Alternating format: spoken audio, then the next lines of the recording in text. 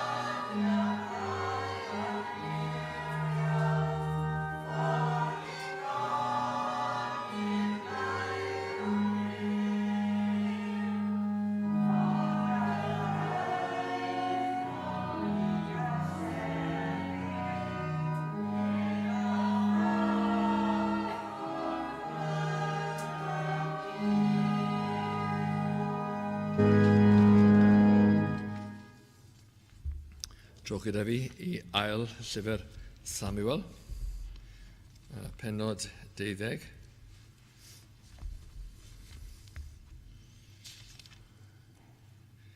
A rhai adnodau ar ddechrau'r bennod. Dechrau yn y adnod cyntaf. Ail Samuel, pennod 12. Ar arglwydd a anfonodd Nathan a Dafydd. Ac fe a ddaeth ato ef, ac y ddywedodd wrtho. 2 wr oedd yn yr un ddinas, y naill yn gyfoethog a'r llall yn dlawd. Gan y gyfoethog, yr oedd llawer iawn o ddefaid a gwartheg, a chan y tlawd nid oedd dim, ond un oenig fechan. Yr hon a brynasau fe a fagasau, a hi a gynyddasau gyda'i gef a chydau blant.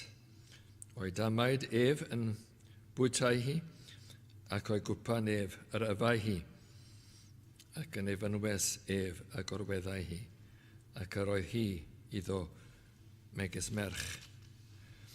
Ac ymdeithydd a ddaeth at y gŵr cyfoethog, ond y fe arbedodd gymryd o'i ddefad ei hun, ac o'i wartheg ei hun, i alwyo i'r ymdeithydd a ddeitha ato.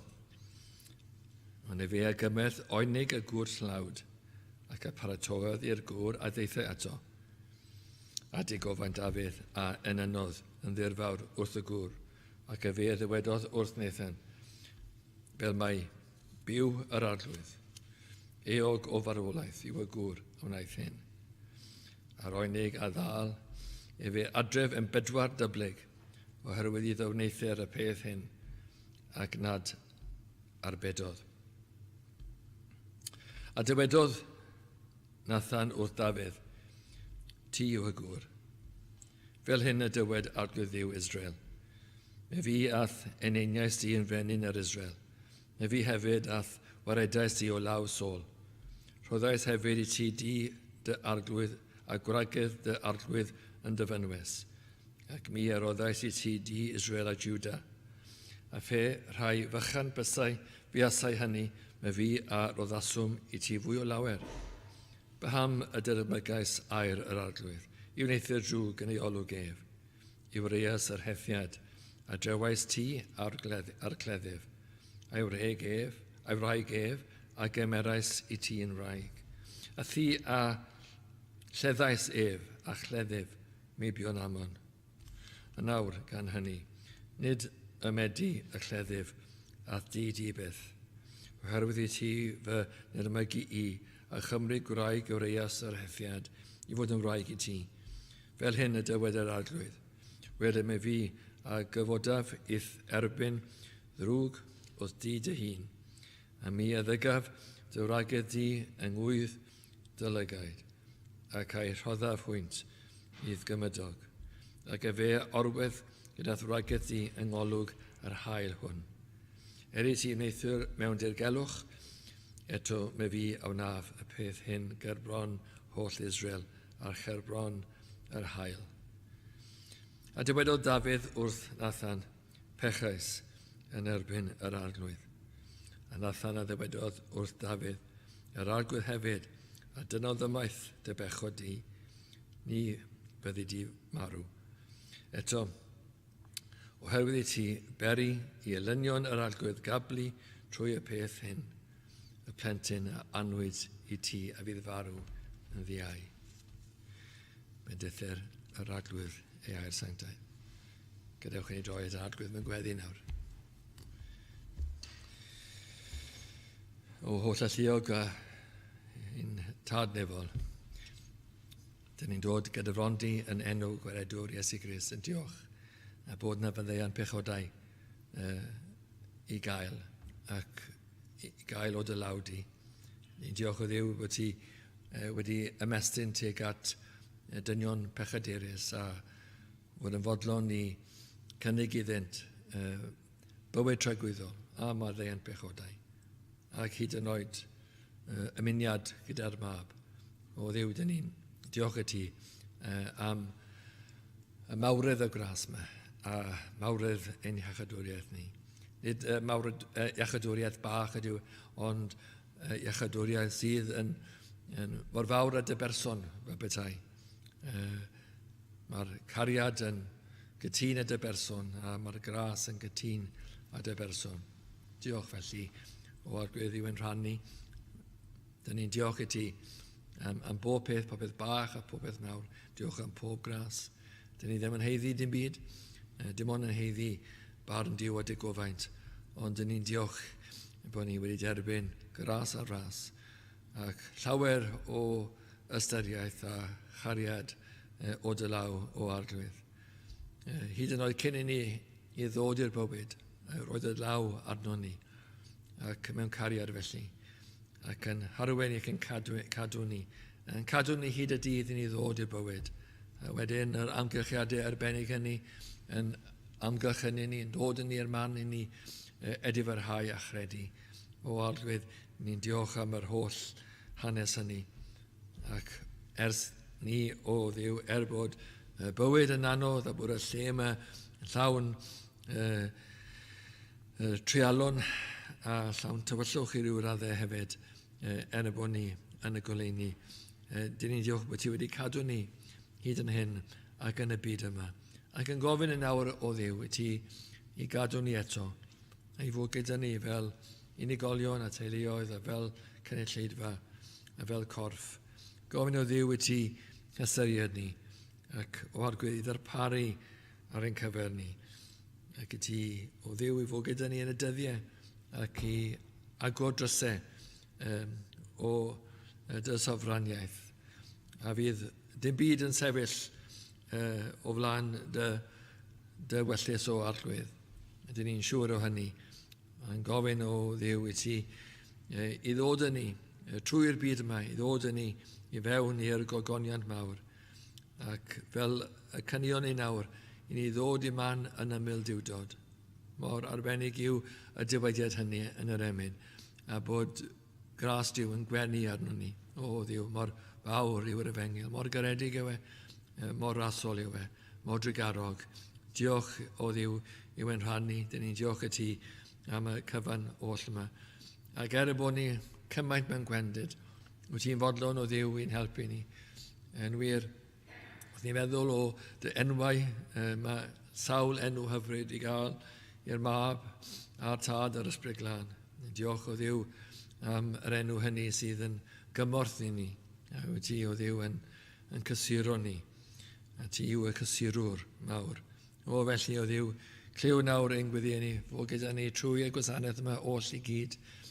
Gwyddio ti Dduw i fod gyda dyweision, le bynnag maen nhw heddiw, i gadw nhw saff ar yr hewlydd, i ti fod yn gymorth i nhw, i ddod yn nhw un man i'r llall, o'i cartref i'r capel, ac o'r capel i'r cartref, ac bod nhw'n ddiogel ar y ffordd tywydd, ac dyn ni'n gofyn yr un peth i bobl Duw hefyd, i ti fod gyda ni ac i gadw ni, ac i ddod â ni ynghyd a wedyn wrth i ni wasgaru i'n cartrefi, i ti fod gyda ni yn y cartref.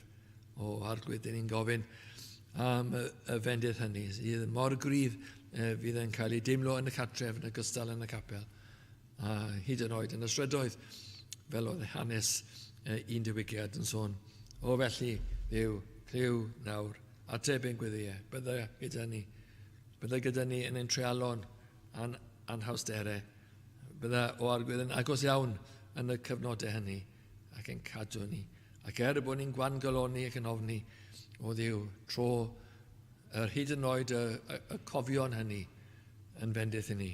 Yn lle bod y diafol yn atgoffa ni ac yn trwblu ni, tro y holl beth, bod ni'n gallu diolch ac yn gallu gweld bendith yn y cyfan, a fod dylanwyd ar ein drwg sydd yn dymuno ein dinistio ni. Bydde ti o Dduw yn ei wrth sefyll ef, ac o arglwydd yn agosau ato ni, ac yn ein cadw ni. Yn Iesu Grist ein gwaredwr, ac mwyn gogonion Duw. Amen.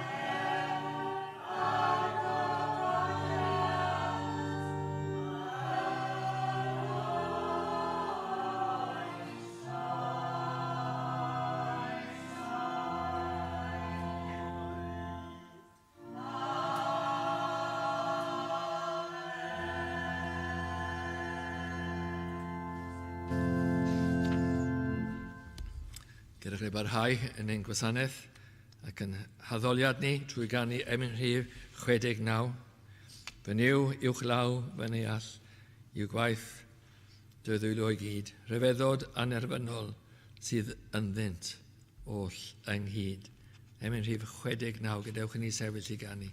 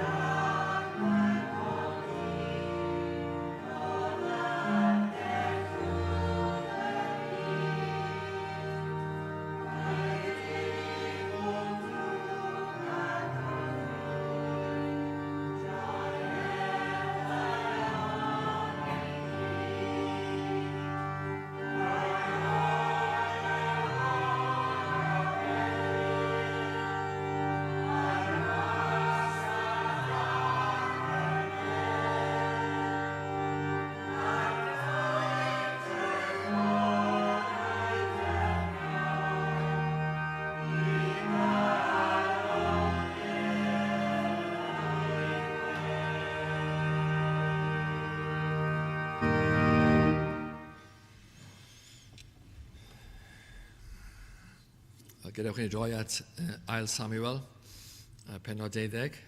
Chi faddau fi mod i'n dod â hen faterion, Sul diwethaf a dy Mawrth, ond yn yr amgylchiadau, oedd ddim amser i baratoi rhywbeth ffres o newydd. Felly, dyma un mater ni, y prynawn me. Ond fe welwn ni yn y benod yma, ail Samuel, penod 12, hanes Dafydd a Bathsheba ac Urias yr Hethiad.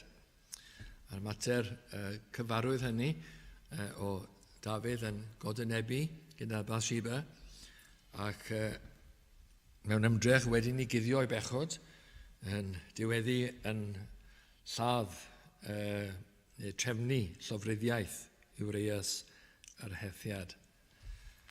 A mewn amser wedyn ar ôl bod Bathsheba yn dysgwyl, ond cyn genedigaeth y fab, dath Nathan y proffwyd a herio Dafydd a dod o fe i ystyried ei bechod.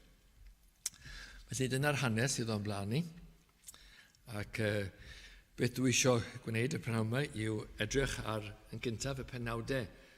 Nid bod yn rhywbeth i'r cyfarfod mewn y prynawn, ond Sul diwetha yn y cwrs Saesneg, edrychwn ni ar y mater a oedd sawl penawd. A dwi eisiau mynd dros rheini yn gyflym iawn. A wedi ychwanegu rhai o'r sylwadau edrychwn ni dydd Mawrth a dod y cyfan ynghyd. Ond i atgoffa'n hunan fan hyn o pechod, a pa mor ddifrifol yw pechod, a beth yw dylanwad pechod, mewn ffordd rhyw ystyried o bechod yn y lle cynta sydd gyda ni. Wrth gwrs yn diweddu mewn gras a efengil Duw yn Iesu Grist. A mwy hefyd, a mwy o ras mewn adferiad Dafydd. Ac yn sicr, i ddechrau iddo, dyn ni'n gweld pa mor ddifrifol yw pechod wrth i ni ystyried pechod a'i gymeriad. I ddechrau, jyst i agoffa'n hunan pa mor anghywir yw pechod. Ac yn y un neu ddoi bechod yma, allech chi ddweud mae yna sawl pechod. Yn sicr, yn dechrau gyda un pechod o godynhebu, a wrth ni weld y gorchymynion, fyna yn y 10 gorchymyn, fe welwn ni sawl gorchymyn bod Dafydd wedi diystyrru a wedi torri trwy yr achlysur yma. Yn sicr godynhebu ac yn sicr llofruddiaeth i ddechrau, ond mewn rhai agweddau y gorchmynion eraill hefyd. Pa mor anghywir yw bod yn erbyn Duw a bod pechod nid yn unig yn erbyn dyn, ond fel gwelwn ni yn cyffesiad Dafydd yn Psalm 51 ar ôl cyfarfod â Nathan, a mae wedyn yn torri calon a mae'n arllwys ei galon ac fyna yn cyffesu gerbon Duw ac yn sôn fyna yn erbyn Duw a roedd e wedi pechu yn gyntaf. A mae pechod yn sicr yn erbyn y gorchmynion ac yn erbyn Duw ac yn diystyrru Duw. Wir, mae y gair fan hyn yn sôn bod Dafydd wedi diystyrru yr arglwydd yn ei bechod. A mor agos oedd Dafydd i'r arglwydd ac dyn ni'n ffindo fe'n anodd i adnabod Dafydd fan hyn, ond dyma beth yw dylanwad pechod. Mae pechod yn newid dyn ac yn caledu dyn. Mae rhaid fod mor ofalus â pechod. Mae pechod mor hunanol hefyd.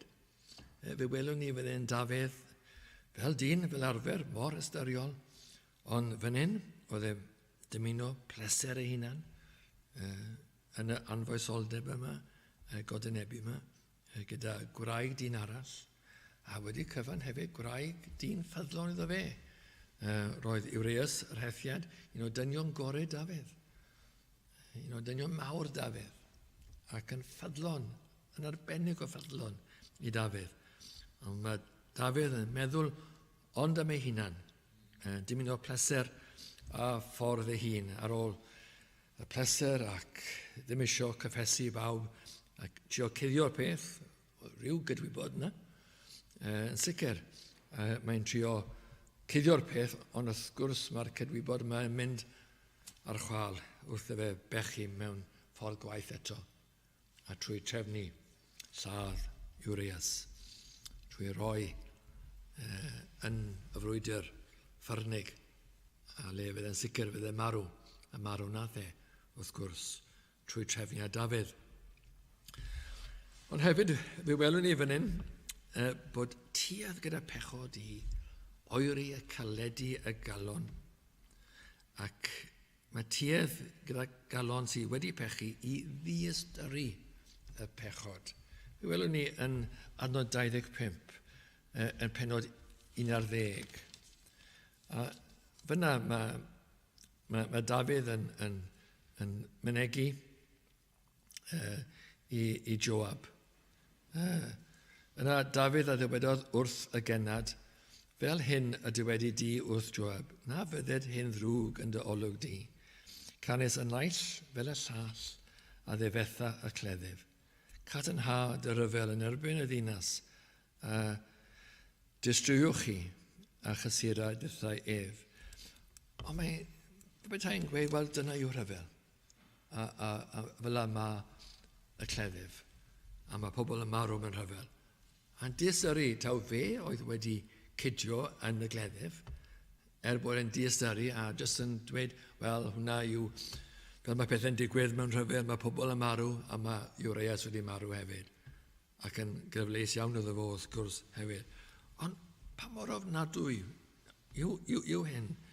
Just gyda rhyw fath o symudiad ar llaw fel la. Dim ots. Fel yma bywyd. Pa mor galed oedd ddim yn cael o'n di-ystyru, ddim yn ystyrio pechod yn bechod, ac yn edrych i ffwrdd i'r cyfeiriad arall. Ond hefyd gyda pechod, yn fwy ddifrifol mewn ffordd, bod pechod yn gwahanu. Nid oes yn caledu, ond hefyd yn gwahanu. Yn gwahanu rhwng Duw a ni a Duw. Mae Duw yn ymateb i bechod, i ddechrau. A mae Duw yn ymateb mewn dig a digofaint wrth gwrs, a mewn barn. Ond bod ni hefyd, gyda Duw, yn pellau o Dduw. Mae Duw yn pellau o ni. Dyn ni yn pellau. O Dafydd siŵr o fod yn y cyfnod yma, ddim yn sgwennu llawer o salmau, sa'n credu. Bydde fe yn hir arglwydd, yn addoli, siŵr o fod. Ond bydde ddim cweit yr un peth, sa'n credu, o gwbl. Ond bod Duw hefyd yn pellau o ddiw wrth ef. A hwnna yw wrth gwrs dechrau pechod yn yr ardd, Eden. Oedd y wahaniad. Mewn ffordd, gwahaniad ddwy ffordd. Bod dyn yn pellau. Mae Duw yn pellau yw'r peth mawr. Mae Duw yn ein gwrthod ni ac yn ein hanfon ni allan o'i bresenoldeb. Mae Duw methu goddau pechod. Methu edrych ar bechod. A felly mae pechod yn beth drwg iawn i'n perthynas ni gyda'r arglwydd. Mae pechod yn gwthio yr arglwydd, yn gwahanu ni o'r arglwydd. Mae ufuddod yn gwneud y gwrthwyneb wrth gwrs, yn arbennig ufuddod i'r efengil. Ond yn sicr hyn, gwahanu. Yn barod, ni'n gweld pa mor ddifrifol yw pechod, mae'n anghywir, mae'n hunanol. Mae pechod yn diastyru pechod, yn caledu'r galon, ond hefyd yn gwahanu y galon hefyd. Ond wrth gwrs, nid jyst hynny, a mae sawl beth arall i ni ystyried pnawn yma. A fe dewn ni nôl i'w na, mewn ffordd, ni'n cael doi bregaeth fan hyn, y bregaeth cynta a'r ail bregaeth. Ond yn y bregaeth yma, dyn ni'n mynd mlaen y bregaeth cynta yma, a yn gweld bod i gofaint Duw ar bechod yn adnod 5. Mae Dafydd yn sôn am y peth. Yng nghyd-destun wrth gwrs, llun yma gan Nathan, sôn am y gŵr cyfoethog a'r gŵr tlawd, a bod y gŵr cyfoethog wedi cymeryd oen y dyn tlawd, oedd llawer gyda fe o wartheg a defed, a gyda'r ymwelydd yma ddim yn cymeryd o'i ddigon, ond yn cymeryd yr un oen bach, y dyn tlawd. A mae Dafydd yn teimlo llawn dig, a fe welwn ni fyna yn y 5 adnod. A mewn ffordd mae Dafydd yn disgrifio ymateb Duw iddo fe, wrth i fe ymateb i'r dyn yma.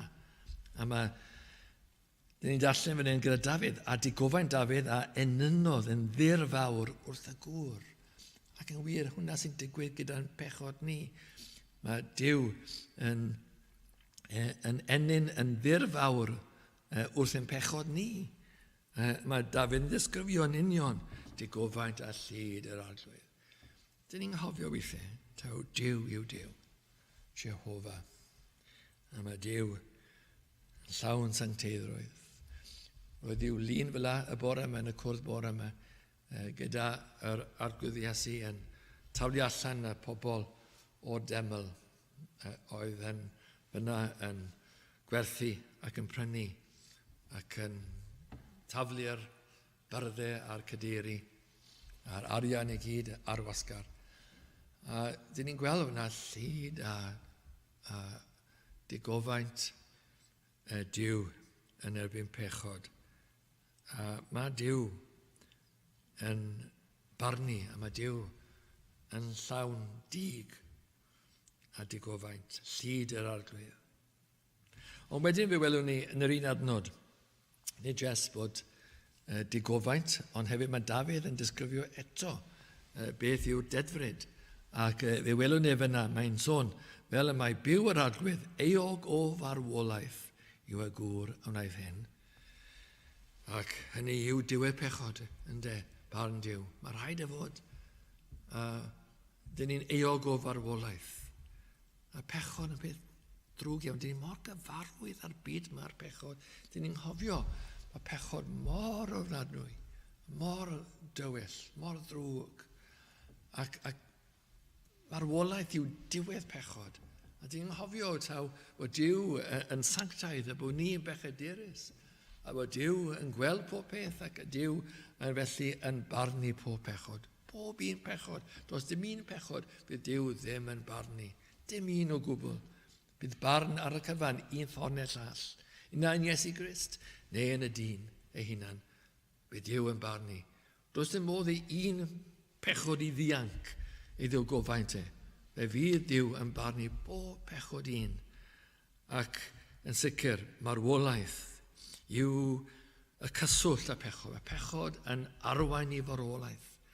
Mae'n rhan o natur pechod, allwch chi weid. Wrth ni ystyried pa mor hunanol ac anghywir i pechod, mae pechod hefyd yn gysylltiedig gyda marwolaeth ac yn diweddu mewn marwolaeth. Hwn yw diwedd pechod. Hwn yw cymeriad pechod, marwolaeth.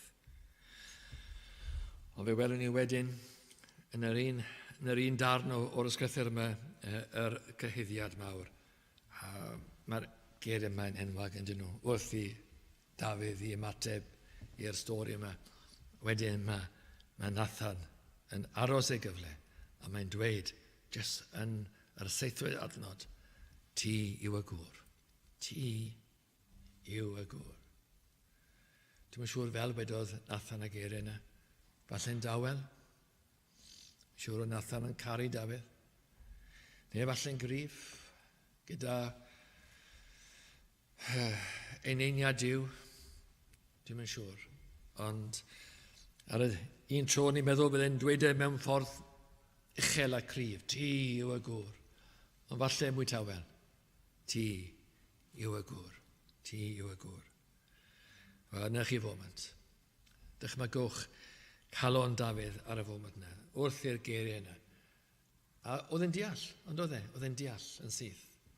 A wrth i Nathan i ddisgrifio, mae Dafydd yn dawel, yn gwrando ar y cyfan, gwrando ar y cyhuddiad, gwrando ar y dedfryd yn ei erbyn e. Ond mae yna obeth yn does yn hyn i gyd. Ac wrth i Dafydd fyna, wrth ni weld iddo i ymateb mewn ffordd edifarheus, mae Nathan yn sôn iddo yna yn adnod 14 dwi'n credu. Rwch mynd e bach fi nawr. 13. A dywedodd Dafydd wrth Nathan, pechais yn erbyn yr arglwydd. A Nathan a ddywedodd wrth Dafydd, yr arglwydd hefyd, a dynodd ymaith, dy bechod di, ni byddi di farw. Wel, dyna chi eiriau arbennig iawn. Dafydd, ymateb yn berffaith mewn ffordd, pechais yn erbyn yr arglwydd. So'n llawer o eiriau yna. Mae'n edifrhau. Mae'n ddigon. Dwi'n eisiau rhyw esboniad nag os, a dweud, wel, achos hyn, achos hynny. Na, pechais yn erbyn yr arglwydd. Mae'n gwybod fod e yn eog. A wedyn mae Nathan yn dweud, y geiriau hyfryd hynny, yr arglwydd hefyd, a dynodd ymaith dy bechod di, ni byddi di marw. Ac felly mae maddeuant pechodau trwy edifrhau. Ac i ni, wrth ni ddod ar darn yma mewn i'r Testament Newydd, a Dafydd yn aml yn edrych mlaen i'r Meseias, ac yn sicr trwy Iesu Grist, mae maddeuant pechodau. Ac bod ni'n eog a bod na ganlyniadau a pethau'n digwydd oherwydd ein pechod ni, dyn ni yn derbyn maddeuant llawn o bechod. Mae Dafydd yn gwybod, wrth ni weld e yn y darn yma, mae'n gwybod bod Duw yn drigarog. Bod yn eog, mae'n gwybod bod Duw yn drigarog. A mae gobaith o fe o drigaredd Duw. Bod yn derbyn barn Duw, mae'n gwybod cymeriad Duw. Mae'n gwybod bod Duw yn drigarog. Yn wahanol i ddyn. Wel, gadewch ni sefyll ymlaen mewn ffordd i'r ail bregeth, mewn ffordd a rhai sylwadau eraill mynd nôl dros y cyfan, ond yn diweddu yn yr un lle. A fe welwn ni gyda Pechod mynd nôl naw i ystyried o Pechod, bod Pechod gyda nerth disymwth iawn. A mae eisiau ni ofni Pechod, ac i ni feddwl pa mor beryglus yw Pechod. Yn aml iawn dyn ni yn anghofio bod Pechod gyda nerth droson ni ac yn beryglus i'n heneidiau ni. Mae'n fel gwenwyn. Un cyffyrddiad yn ddigon, fel welon ni yn ddiweddar gyda'r gwenwyn hynny yn Salisbury. Un cyffyrddiad bach yn ddigon ar y croen, a felly gyda Pechod mor beryglus i'n cylon hynny. A mae eisiau ni ofni Pechod ac ofni dylanwad Pechod. Wel, bydd Pechod gallu trechu ni yn ddisymwyth. Dyn ni'n meddwl bod ni'n gryf. A mor aml, dyn ni yn cael ein curo, yn cael ein gorchfygu gan nerth Pechod. Pechod yn cydio ni, ond dod o'n ni fel rhyw elyn mawr yn jwmpo yn ni ac yn cymeryd ni yn geithwas. Mae rhai pobl yn dweud am y hanes yma, a falle bod nhw'n iawn. Dwi'n yn gweud llai, ond dyw'r gair ddim yn dweud hynny yn llawn. Ond mae rhai pobl yn dweud roedd na rhyw esgelistod a Dafydd fan hyn, bod falle yn ddiog ac ddim yn y rhyfel fel dyle fe fod, ond fyna yn ymlacio ar nen tu y brenin, fel mae'n dweud, ar y palas. A fyna fe welodd e'r ferch yma. A wedyn, dim un o hi a godwynebu. Wel, falle bod hynny'n wir. Ond mae'n wir hefyd, mae Pechod yn gallu dod arno ni yn ddisymwydd annisgwyl iawn. Mae eisiau ni droedio'n falus iawn yn y byd yma. Dyn ni mewn byd pechadurus a calon gwan iawn. A gofalu bob munud. Hwna yw gwers mawr fan hyn. Ydych chi cystal â Dafydd? Ydych chi yn well na Dafydd? Dyn ni'n gwybod Dafydd yn ddyn ar ôl calon Duw. A Dafydd yn ddyn arbennig. Roedd yn ddyn arbennig ar ôl hyn hefyd. Duw yn ei garu fe. Dyn ni ddim yn gryfach na Dafydd na gyn. Felly mae rhaid ni fod yn falus. A falle mwy gyfalus na Dafydd. Oherwydd bod ni yn wanach na Dafydd. Ond hefyd, ar ben hynny, mae Pechod yn gallu cynyddu. A nid jyst yn gallu yn gorffegu ni, ond gallu cynyddu. Mae'n cydio yn hynny. Mae'n fel bod e'n cydio yn ein coes ni ac yn dal ni. A wedyn mae llaw arall yn dod ac yn dal y goes arall bydau ac yn tynnu ni lawr. A mae Pechod gallu cynyddu a cynyddu yn ein bywydau ni. A unwaith mae'n cydio, mae'n fel rhyw afiechyd yn mynd trwy'r corff i gyd. A gallu gwneud ni yn sâl iawn. A fan hyn dyn ni'n gweld wrth gwrs sawl enghraifft o hynny. Fan hyn yn y ffordd i Dafydd i bechu'n amlwg iawn gyda godwynebu a llofruddiaeth. Dim llai. Ond hefyd yn y ffordd yn siarad a sawl beth arall ac yn gwneud llawer o ddrwg yn y cyfamser. Drwg i'w hunan fel y gwelwn ni mewn munud bach a drwg i eraill. Sicr mae Pechod yn cynyddu. A fel gyda unrhyw afiechyd, mae'n dweud yn nhw, os gyda chi rhyw afiechyd, rhyw salwch, cadwch chi'r meddyg yn gynt, nid yn hwyrach. Oherwydd, os yw'r afiechyd yn cynyddu, mae'n mwy anodd i ddelio gyda'r afiechyd yn dweud. Hwna'n gyffredinol yn wir. Ambell i beth yn wahanol falle, gyda meddyginiaeth da, ond yn aml iawn dyn ni yn gweld bod y fiechyd yn dod â sawl peth i'r corff, a mae'n anodd dod â'r corff nôl i iechyd ar ôl cyfnod o salwch. Mae'n cymryd amser. Ac felly yn wir gyda Pechod. Os yn gadael i Pechod, mae'n dod â llawer o ddinistyr. Ac yn sicr fan hyn, mae Pechod yn arwain i Pechod arall. Mae hwnna yn wers amlwg iawn fan hyn. Mae godwynebu yn arwain i lofruddiaeth. I ddechrau, dwi'n siŵr beth oedd pwrpas Dafydd, oedd e'n godwynebu a wedyn oedd e'n trio cuddio peth. Dwi'n yn siŵr beth oedd ei fwriad e, os oedd e'n bwriadu parhau y Bathsheba, falle mewn yn gyrfynachol, neu anghofio'r peth yn llwyr. Just anghofio Bathsheba, mlaen y bywyd. Ond beth bynnag, oedd e'n methu cuddio peth.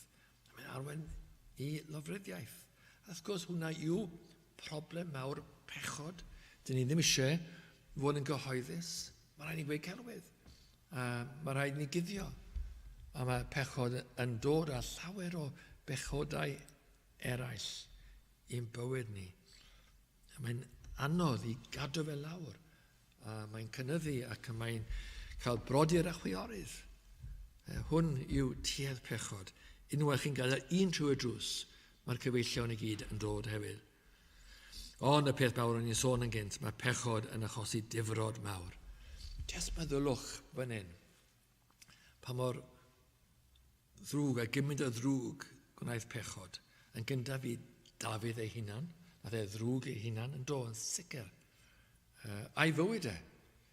Oedd y fywyd e ddim yr un peth ar ôl hyn, bod e'n cael meddiant i'w. Roedd yna ganlyniadau i'w bechod e. Llawer o dristwch, fel i mi sôn mewn munud bach eto. Ond hefyd gyda Urias, yr hethiad, fyna hefyd, wel, oedd e wedi ei drwg i fe, wrth gwrs, oedd e wedi cael ei ladd.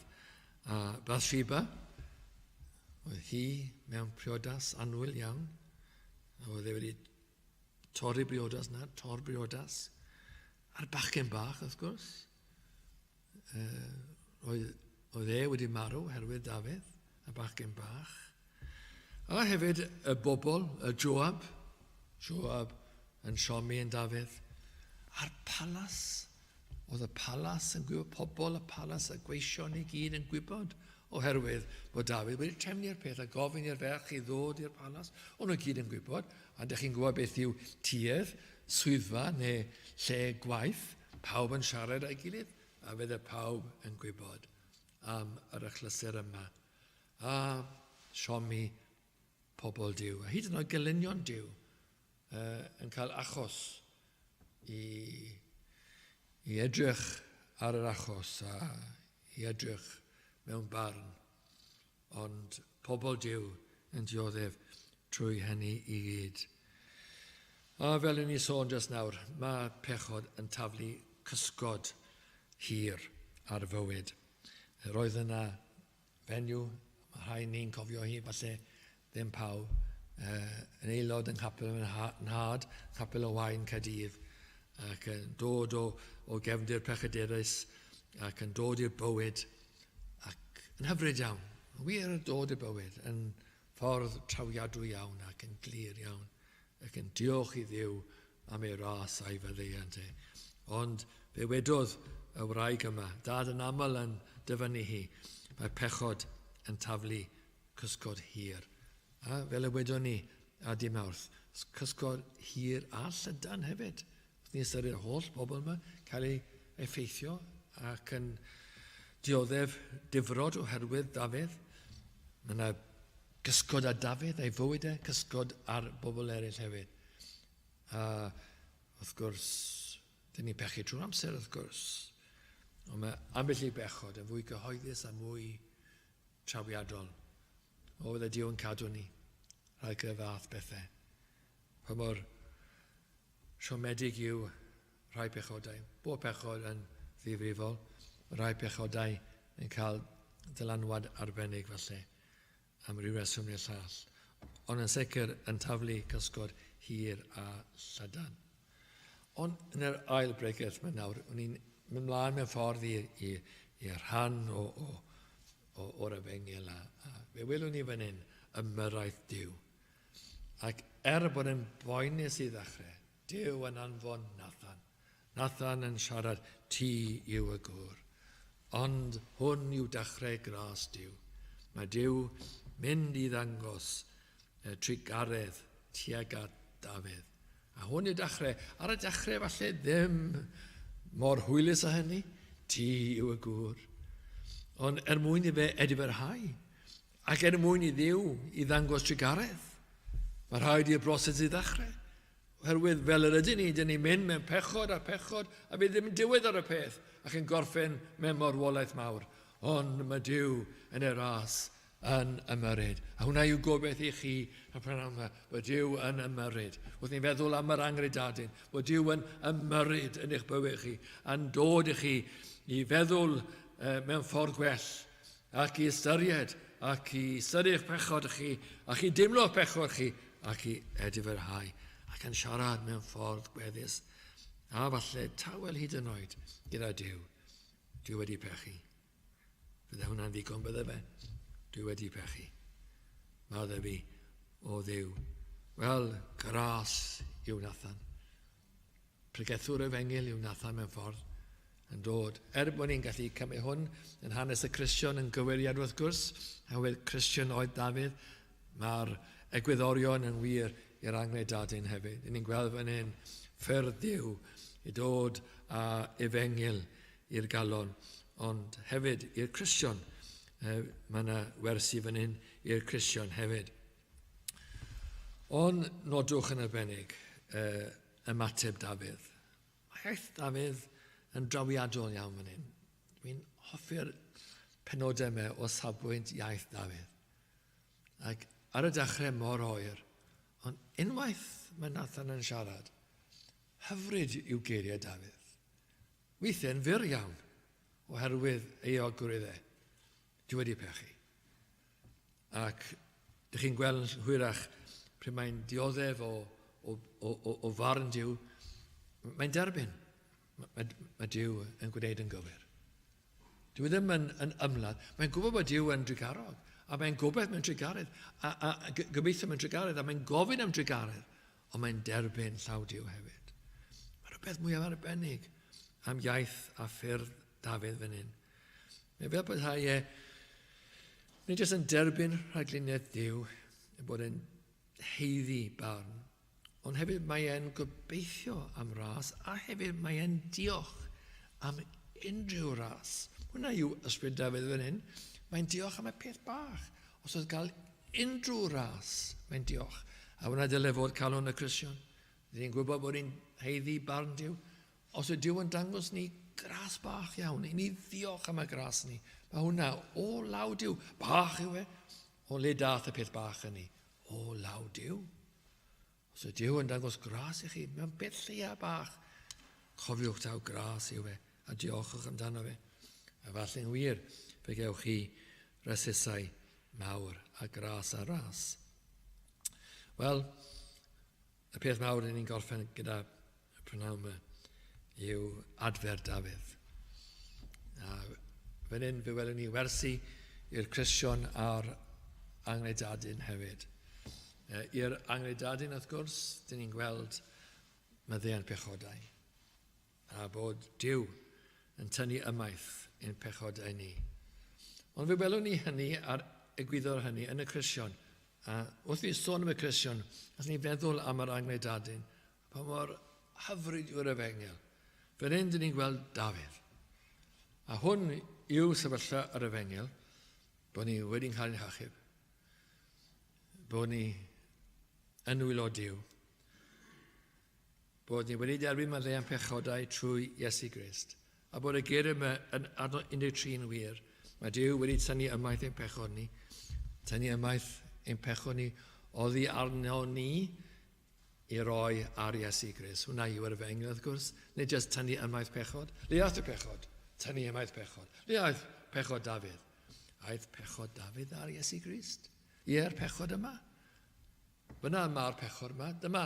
Dyna le mae barn mawr Duw ar y pechod yma, ar y groes al Calvary a Iesu Grist. Fyna fe welwn ni gosod y pechod yma, gosod y farn yma ar Iesu Grist. Hwna yw cyflwr a safle y Cristion.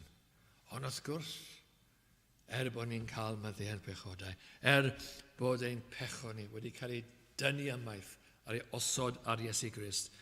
Hefyd, mae'r rhaid, fel i ni sôn, mae pethau'n digwydd oherwydd ein caledu ni, ein pechod ni, ac dyn ni'n colli y gosrwydd Duw. A Dafydd fan hyn, mae'r bell ag oedd e byth yn y cyflwr yma, yn bell o'r arglwydd. A fe welwn ni fan hyn, adfer Dafydd. Gwrs mae Psalm 51 yn hanes adferiad Dafydd. Darllenwch y salm yna. Mae'n dechrau trwy galw ar yr arglwydd. Gofyn am fyddiant. Sôn am olchi yn y gwaed. Ac wrth i'r salm fynd mlaen, fe welwch chi calon Dafydd yn codi. Ac mae'n sôn am cael calon newydd. A gofyn i'r ysbryd i bido gael ei gymeryd i ffwrdd ohono fe. Ac yn bellach mae'n sôn am siarad eto i'r angredadyn a tystiolaethu mwyn Duw. A mae'n dweud mewn ffordd, o Dduw, madde fi, a tyrd fi o calon glân a newydd i fi. Ac os gai hynny, fe allai eto siarad a sefyll am bethau Duw. Ac yn wir, hwnna yw hanes Dafydd. Mae yn cael ei adfer. A hwnna yw sefyllfa bob Cristion. Dych chi yng Nghrist Iesu, mae'ch pechodau chi i gyd ar y groes. Ond beth am ar y gosrwydd? Ydych chi'n teimlo'n bell o'r arglwydd oherwydd rhyw fethiant? Wel, dilynwch ffordd Dafydd. Dewch mewn calon tawel, ystyriol, yn edifyrhau ac o ddifri. A fe gewch chi groeso. A bydd Duw yn eich cynnesu chi, yn eich cryfhau chi eto, ac yn agosau eto. Ac wrth gwrs nath Dafydd ysgrifennu sawl salm yn dod ar ôl hyn. Salm 51 i ddechrau, ond salm arall. Salmau diwedd bywyd hefyd. Maen nhw'n dweud bod salm 23 rhaid dweud ar ddiwedd bywyd. Dyna chi salm, yr arglwydd yw fy migael. Wel, diolch i Dduw am yr efengyl. I'r rhai sydd ddim yn y bywyd i gofio y peth mawr yn y canol. Mae yna fyddeiant. Mae Duw yn tynnu ymaith ein pechod ni. Byddwn ni ddim yn marw. Byddwn ni'n cael byw os ni'n credu yn Iesu Grist. Ond ei Cristion, wrth gwrs, dyn ni byw ar ei rasau. Dyn ni yn trysthau pan ei bod ni'n ffeili. Ond dewch eto, pidwch a gadael i'r peth i fynd yn bell. Dewch yn ôl i'r arglwydd. Dewch o'ch gwrthgiliad. A dewch yn agos eto. Mae rhywbeth oer a hyll am y cyflwr yma yn pennod 11. Ond fe welwn ni yn pennod 12, adferiad a Dafydd yn dod nôl o diwedd. A Dafydd ni'n nabod yn dod nôl. Falle gyda chi, ni weld y person ni'n nabod, y Cristion ni'n nabod. Falle bod chi wedi gwrthgilio yn y bell. Dewch yn ôl. Ni'n nabod y cynesrwydd ni a'r goleuni ni oedd yn rhan ohono chi. Wel, bydded hanes Dafydd yn wers ac yn gymorth i ni trwy Iesu Grist ein gweredwr. Amen. Gadewch i ni buddio. O arglwydd ein Duw, ni'n diolch i ti, o Dduw, am y hanes yma. Hanes sydd yn rybyddio ni pa mor ddifrifol yw pechod, ond hanes hefyd sydd yn atgoffa ni o ras a gwaed yr arglwydd Iesu Grist. A hefyd hanes sydd yn hadfer ni i fynd ymlaen yn ei enw fe, yn chyffesu yn pechod ni, yn edifyrhau ac yn agosau unwaith eto trwy yr arglwydd.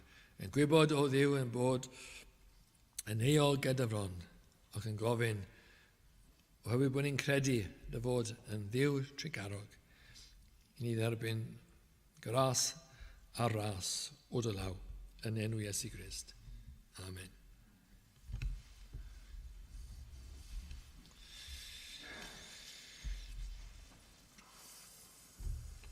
Gadewch i ni gael ni i orffen emyn rhif 688. 688. Dyma'r byd y mae tyrannau mell a chenllysg daeargryn. Yn y wlad rwy'n myned iddi, ni chaf weled yn o'r un. Gadewch i sefyll i ganu 688.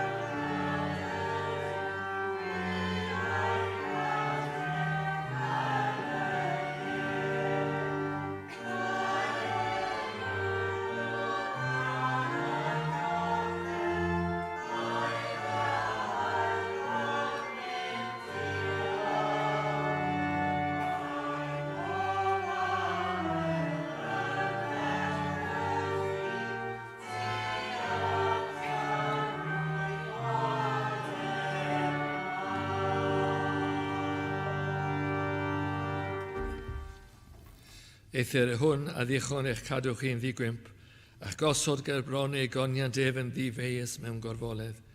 I'r unig ddoeth yw yn eich awdwn ni, y byddwg o goniant y mawredd, gallu ac awdurdod, yr awr hon ac yn dragywydd. Amen.